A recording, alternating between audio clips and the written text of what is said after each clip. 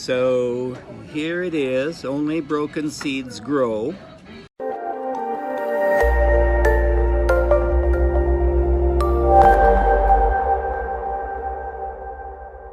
Well, hi everybody.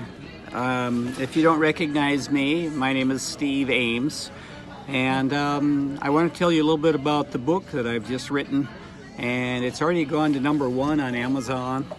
I'm going to interview this guy, he's a friend of mine, Klein, and I've asked him to make a comment or two. He read the book a few weeks ago. I just happen to have that book with me. So here it is, Only Broken Seeds Grow.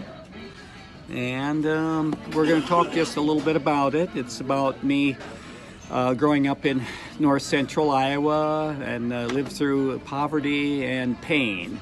Had a lot of genetic defects. Most of those I've conquered. I think I've conquered all of those except for color blindness. I wasn't able to conquer that one. But I'm going to ask him a couple questions of his impression of the book. And Craig, if you want to talk about one or two stories that stick in your mind, that would be just fine with me. And I'm going to let you say hello to my audience. Hello. So yeah, this book is incredibly inspiring. Steve went through a life of poverty, disabilities, and lots of abuse from his father. Steve was not supposed to make it. He was destined for a life of poverty and help donations from government. But here he is. He pulled through. He wrapped these disadvantages and made them advantages in his life. And he's incredibly successful, and now he has become my mentor.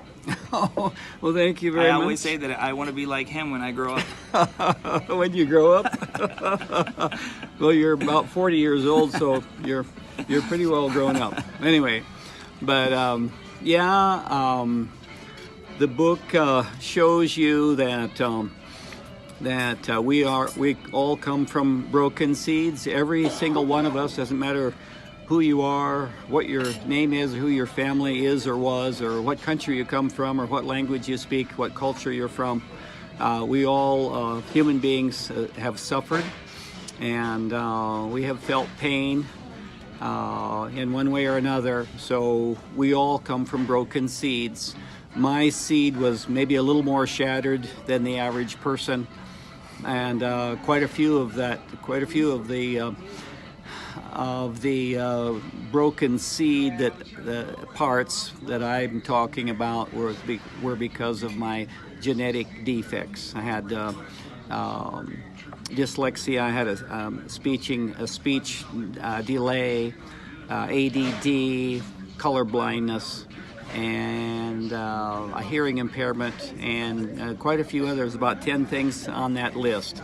But anyway, I'm here with Craig, so I could ask him to make a comment or two about maybe one of the stories. Can you say something about one of the stories, Craig? Yeah, I love the story about you and your brother sharing the same coat. like Siamese twins. Like Siamese twins. You would put your arm in one sleeve and your brother would put the arm in the other, and you would just go out to recess. I think you guys were in 2nd or 3rd grade. I was in 2nd and he was in 3rd grade. Yeah, I mean, that just tells you about the life of poverty that you were going through. And I didn't know till many years later, Craig, but the school janitor, used to be a school janitor, many years later told me that the teachers saw us out on the playground. When you're in 2nd and 3rd grade, you have a lot of recesses. And they saw us and sharing the one coat. And they took up a collection. I think the superintendent asked everybody connected to the school to take up a collection. Bus drivers and cooks and helpers in the kitchen, and coaches and primary school teachers and the high school teachers and everyone directly and indirectly connected to the school district. And the superintendent's name was Mr. Badley, and he came down and loaded us all up, took us up to Eldora, and bought us new clothing, 3 or 4 items each of new clothing. And he got my brother, I think, a shirt, and I know he bought my brother a coat, and that was so that we could each have a coat. But my brother never wanted to share that coat with me. And I got stuck with with the old coat, which would have been good, but we were going into the winter and it was a fairly lightweight coat. Anyway, that's another story for another day. And it was the first time you saw an actual store, a clothing store. Oh yes, that's exactly right. We were talking about that a while ago. We thought that everybody got their clothes at the Salvation Army, or like with us, we received boxes from churches and neighbors and other people that helped us out, and we never once walked into a clothing store until that day.